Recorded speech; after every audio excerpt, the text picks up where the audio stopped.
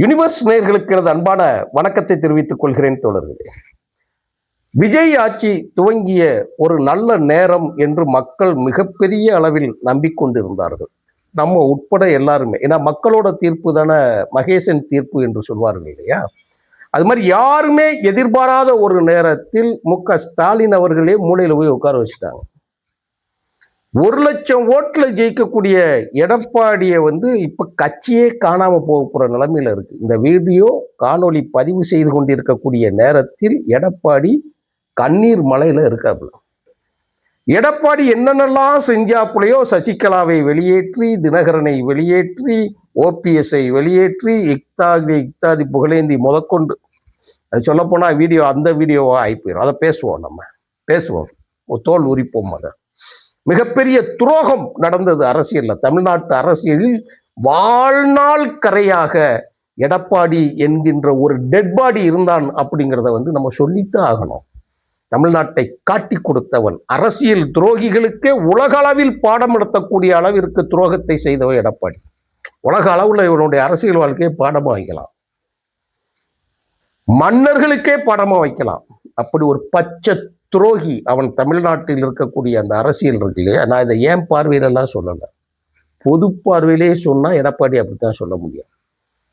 ஆனால் அவர்களுக்கெல்லாம் மூதாதையாக இருக்கக்கூடிய தலைவர்கள் இருக்காங்க இல்லையா, ஜெயலலிதா அவர்கள். அந்த ஜெயலலிதா அவர்களுடைய சாட்சியோட தொடர்ச்சி சசிகலா அவர்கள்.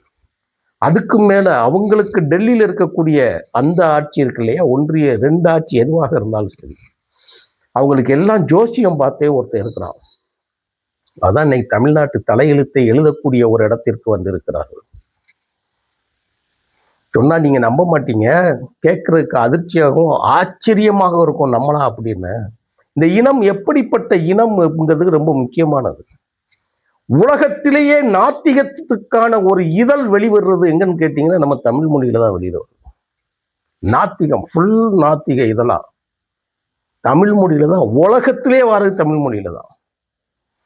ஆசியாவிலே முதலாக தமிழில் பத்திரிகைகளை, அதாவது முதல்ல பிரிண்ட் அப்படின்னு வருது இல்லை, புத்தகம் அடிச்சதே தமிழ்ல தான். நீங்க அப்படியே பின்னோக்கி போனீங்கன்னா தமிழுக்கான சிறப்பும் தமிழுக்கான முக்கியத்துவம் உலகத்தில் யாராலும் மறைக்க முடியாத ஒரு இடத்துல இருக்கும். அப்படி இடத்துக்கு இவங்க கொண்டு வந்துட்டாங்க. அப்படிப்பட்ட தமிழ்நாடு சட்டமன்றத்திற்கு, தமிழ்நாடு முதலமைச்சருக்கு சிறப்பு ஆலோசகர்களாக ஒரு சோசியக்காரனை கொண்டு உட்கார வச்சிருக்கிறான். அது பேர் யாருன்னு தெரியுன்னா, அப்போ பேசுனா கூட ரொம்ப பார்த்து கவனமாக பேச வேண்டியிருக்கு. ஏன்னு கேட்டிங்கன்னா, ரொம்ப வெள்ளக்காரன் பேர் மாதிரி இருக்கார். ரிக்கி ராதன் பண்டிட் வெற்றிவேல். அவனுடைய ஒரிஜினல் பேர் வெற்றிவேல். ரிக்கி ராதன் பண்டிட் வெற்றிவேல். இந்த வெற்றிவேல் எங்கன்னு தூத்துக்குடி மாவட்டத்தில் இருக்கக்கூடிய திருப்பூர் மாவட்டத்தில் இருக்கக்கூடிய ஊத்துக்குழி என்கின்ற ஒரு கிராமத்தில் சேர்ந்தவர் தான் இவர். அவருக்கு போனி ஆகலை. உள்ளூருக்குள்ள ஒரு நார்மலான ஜோசியக்காரர். எல்லாரும் பார்த்துக்கிட்டு இருந்திருக்காங்க, பேசிக்கிட்டு இருக்காங்க. அப்போ 1996 ஜெயலலிதா அவர்களுடைய ஆட்சி முடியுது. மகா வெறுப்புக்கு ஆளாகி இன்னைக்கு எப்படி மக்கள் மாற்றி ஓட்டு போட்டாங்களோ அது மாதிரி 1996 ஓட்டு போடுறாங்க. அதுக்கு காரணம் ஜெயலலிதா சசிகலா அவர்களுடைய படோடபம், அவருடைய பிரம்மாண்டம். அவர் வீட்டை விட்டு வெளியே வந்தாலே இங்கே சாலைகளை எல்லாம் மூடக்கூடியது. அதுக்கு நேரடி சாட்சி நானும் சென்னையில தான் இருந்தேன். பலமுறை அந்த அனுபவத்தை நேரில் கண்டவன் நான். அப்படி இருக்கிற சூழல்ல என்ன ஆச்சுன்னு கேட்டீங்க அப்படின்னா, அந்த ஆட்சி கவிழ்வதற்கு ஜெயலலிதா சசிகலா அவர்களுடைய அந்த கொடூரம்தான் காரணம் என்பதை மறந்துவிட்டு நாம் மீண்டும் ஆட்சிக்கு வர என்ன செய்யணும்னா ஜோசியக்காரனை தேடி போகணும். அப்போ ஈரோட்டில் மிக பிரபல்யமாக இருக்கு, இப்பயும் போன கவர்மெண்ட்லேயே வரைக்கும் அமைச்சராக இருந்தார் முத்துச்சாமிங்கிறவர். அவர் இந்த ஜோசியக்கார்ட்ட போய் பார்த்துருக்காங்க. யாரு? இந்த வெற்றிவேல், ரிக்கி ராட்டன் பண்டிட் அவர்கிட்ட போய் பார்க்குறாங்க. பார்த்த உடனே அவர் சொன்ன பிடிச்சி போய், பரவாயில்லையே கரெக்டாக சொல்கிறாரு அப்படின்னு கூட்டு சென்னைக்கு கூட்டு போகிறாரு. சரி, அங்கே கூட்டு போய் முக்கியமான அந்த பதவி இழந்த அமைச்சர்களுக்கு மத்தியில் முழுக்க அவர் பார்க்குறாரு ஜோசியத்தை. நல்லா சொல்றான்னு சொல்லி பேர் வாங்கி போயஸ் தோட்டத்துக்குள்ள சசிகலாட்ட போய் பார்த்தோம் அப்படின்னா நல்லா இருக்கும்ல, அவர் நமக்கு ஒரு பெரிய இடத்து அறிமுகம் கிடைக்குமேன்னு சொல்லி அங்கே கூட்டிக்கிட்டு போறாங்க. அவர் நேராக ஜெயலலிதாவை வச்சு பார்க்குறாங்க. இவங்க சொன்ன நேரத்தில் தான் ஆட்சி அங்கே பிடிக்கக்கூடிய சூழல் வந்துருச்சு போலன்னு சொல்லி அவர் நினைச்சிட்டாப்பா. ஜெயலலிதா ஆட்சியை இழப்பதற்கு 96 வைகோ அவர்கள் ஒரு காரணம். 1993 பிரிவு. 2001 ஆட்சியை பிடிப்பதற்கு காரணம் திமுகவோட மிக மோசமான ஆட்சி நிர்வாகம். அதுக்கு என்ன காரணம்ங்கிறது உலகமே அறியும். அந்த நிலையில அப்போ அந்த ஆட்சிக்கு நம்ம திருப்பி வருவதற்கு காரணமே இந்த ஜோசியக்காரன் சொல்லி பெரிய அளவுல பார்த்துட்டாங்க. உள்ளுக்குள்ள வீட்டுக்குள்ள அனுமதிச்ச உடனே என்ன செஞ்சிட்டாங்க அப்படின்னு கேட்டா, மிக முக்கியமான செய்திகள்லாம் லீக் அவுட் ஆக ஆரம்பிச்சிருக்கு.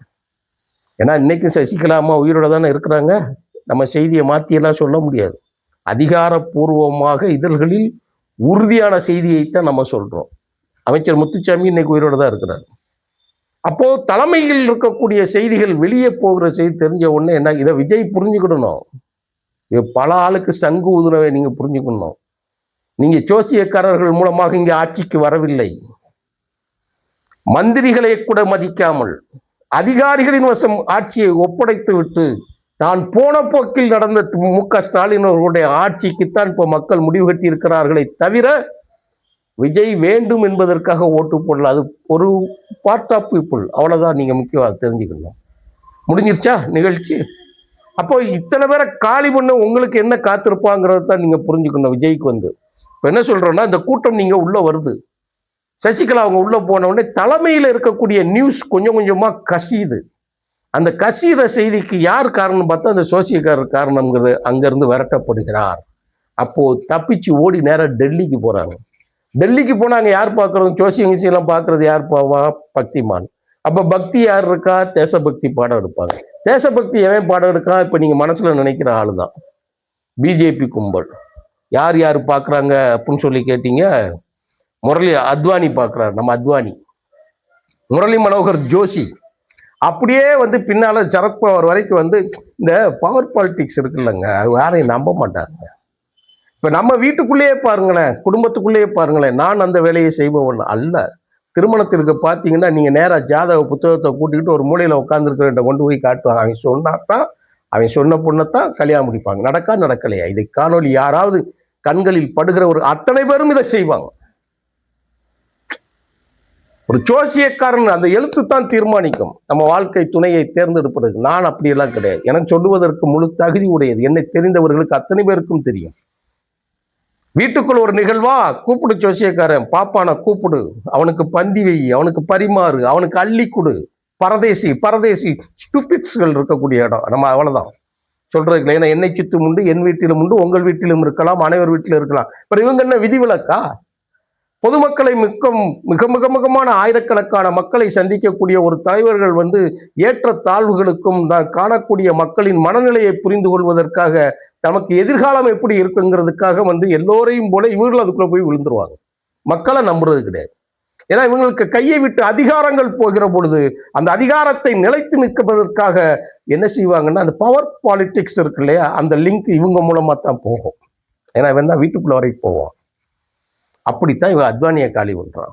அத்வானி பவரை இழந்து எந்த மாதிரி இருந்தார், மேடையில் மோடி அவர்கள் இருக்கிற போது எப்படி அவமானப்படுத்தப்பட்டு கீழ் இருக்கப்பட்டார், பின்னிருக்கைக்கு மாற்றப்பட்டார் என்பவர் அரசியல் அறிந்த அத்தனை பேரும் இரத்த கண்ணீர் வடிக்கக்கூடிய காட்சி. அந்த காட்சியை நானும் பார்த்திருக்கிறேன், பலமுறை வேதனைப்பட்டு இருக்கிறேன். என் முகநூலில் பதிவாக கூட நான் போட்டு இருக்கிறேன். ஒருவனுக்கு இப்படி ஒரு அரசியல் முடிவு வரக்கூடாது என்று நான் சொல்றேன். இதெல்லாம் விஜய்க்குத்தான் நான் சொல்றேன். சரத்பவார் இன்னைக்கு எங்க இருக்காரு எல்லாமே தெரியும். ஜோஷி எங்க இருக்காருன்னு எங்க அப்படியே சிங்கப்பூருக்கு போறாப்புல.